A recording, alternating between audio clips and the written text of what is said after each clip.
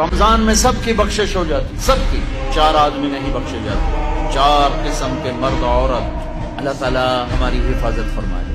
کسی بھائی میں یہ عیب ہے، ابھی سن کے توبہ کر لینا، مستقل شراب پینے والا، رمضان میں بخشش۔ ماں باپ کا نافرمان، ماں باپ کے نافرمان کے لیے تو میرے نبی نے کہا کہ اللہ ہر گناہ کی سزا موت کے بعد دے گا۔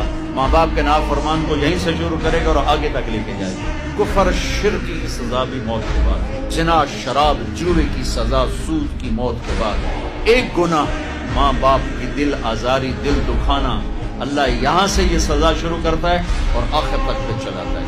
میرے نبی سے پوچھا گیا یا رسول اللہ قیامت کب آئے گی؟ آپ نے کہا اللہ کو پتہ ہے۔ تو کوئی نشانی بتائیں کہ جب ماؤں کو ذلیل کیا جائے گا قیامت آئے گی۔ تیسرا کون ہے؟ رشتہ داروں سے لڑنے والا، قریبی رشتوں سے لڑنے والا اور تعلق توڑنے والا۔ چوتھا کون ہے؟ کینہ رکھنے والا، کینہ۔ ایک ہوتا ہے بغض، ایک ہوتا ہے کینہ۔ بغض کیا ہے؟